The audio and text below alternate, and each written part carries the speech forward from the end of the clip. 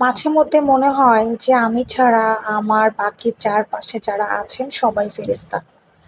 তাদের কখনো কোনো ভুল হয় না, তারা কখনো ভুল করতে পারে না। ইনফ্যাক্ট ভুল করলেও তারা অন্যের উপরে দোষ চাপিয়ে জোর গলায় বড় কথা বলে। যাই হোক, হ্যালো এভরিওয়ান, আসসালামু আলাইকুম। Welcome back to my new another blog. আল্লাহর মধ্যে সবাই সুস্থ আছেন, ভালো আছেন। এই কথাটা কেন বলছি হয়তোবা খুব তাড়াতাড়ি এইটা কথার আমি পুরাপুরিভাবে একটা ভিডিও করে ক্লিয়ার করে দিব। যাই হোক, আজকে আমি সাধারণ কিছু জিনিস একটু ভিন্নভাবে রান্না করলে কিন্তু অনেক বেশি অসাধারণ আর মজা হয়। দক্ষিণাঞ্চলের খুব মজা করে একটা রান্না আছে যেটা হচ্ছে ডাল দিয়ে ঢেঁড়স। এটা কিন্তু খুব বেশি জনপ্রিয় একটা খাবার আমাদের খুলনার অঞ্চলের। তো একটু ট্রাই করবেন, আমি আপনার সাথে শেয়ার করলাম, আশা করি ভালো লাগবে। তো এখানে আমি ১ কাপ পরিমাণ ডাল সকালবেলা ভিজিয়ে রেখেছিলাম। সেটা এখন আমি পরিষ্কার করে ধুয়ে একটু পানি দিয়ে নিয়েছি। এখন দিয়ে দেব তাতে কয়েক টুকরা কাঁচামরিচ। কাঁচামরিচ একটু কমিয়ে বাড়িয়ে দিবেন জাস্ট ঝাল অনুযায়ী। যদি ঝাল বেশি খান তাহলে একটু বেশি দিবেন, যদি কম খান তাহলে একটু কম দিবেন। আর দিয়ে দিলাম একটা পেঁয়াজ। অফ স্ক্রিনে আমি এখানে দিয়ে দিয়েছি একটু হলুদ পাউডার, একটু জিরা পাউডার আর সামান্য একটু রসুন বাটা। দিয়ে এখন আমি একটু সুন্দর করে নেড়ে চেড়ে মিক্সড করে একটু ঢেকে দিয়ে সিদ্ধ করব। আর ওই যে অফ স্ক্রিনে যেটা আমি দিয়েছি তখন আমার কাছে ফোন ছিল না, ফোনটা ছিল আপনাদের জারিসা বুড়ির কাছে।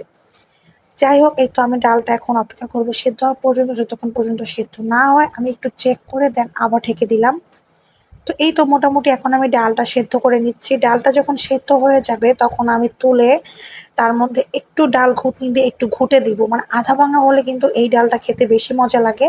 বা আপনি যদি একটু সময় নিয়ে ফুটিয়ে নেন তাহলে একদমই হয়তোবা গলে যেতে পারে।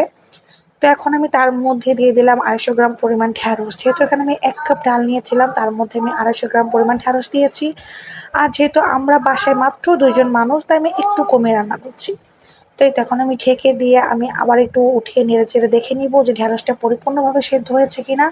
আর ঢ্যাঁড়সও তো সেদ্ধ হতে কিন্তু খুব একটা বেশি সময় লাগে না, জাস্ট 5 to 10 মিনিটসের মধ্যেই কিন্তু ঢ্যাঁড়সটা একদম পারফেক্টলি সেদ্ধ হয়ে যায়। আর এই তো আমার ডালটা কিন্তু একদম পারফেক্টলি সেদ্ধ হয়ে গেছে ঢ্যাঁড়স সহ। এখন আমি একটু নেড়েচেড়ে দেখে নিচ্ছিলাম যে একদম টোটালি সেদ্ধ হয়েছে কিনা, দিয়ে এখন আমি নামিয়ে নিব। এখন আমি চলে আসলাম আমার সেকেন্ড স্টেপে। এখানে আমি হচ্ছে ডালের একটা ফোড়ন তৈরি করে নিব। এখানে আমি বেশি কিছু অ্যাড করব না, সিম্পল কিছু জিনিস। আমি এখানে ১ কাপ পরিমাণ পেঁয়াজ নিয়েছিলাম একটা বড় রসুন। আর এখানে আমি দিয়ে দেবো কিছু আস্ত জিরে। জিরেটা দিলে কিন্তু খুব সুন্দর একটা ফ্লেভার আসবে। আর বাগারে কিন্তু আমরা খুলনার মানুষ সবসময় জিরাটা খাই। ডাল নর্মাল ডাল বাগার মানে যে কোনো টাইপের বাগারের মধ্যে আমরা ডালটা মানে জিরাটা দিয়ে থাকি। আর এই তো এখন আমি দিয়ে দিলাম এখন সেই সেদ্ধ করে রাখা ডাল আর ঢ্যাঁড়সটা দিয়ে আমি তাড়াতাড়ি করে ঢেকে দিব, যেন ফোড়নের পরিপূর্ণ একটা ফ্লেভার ডালের মধ্যে চলে যায়।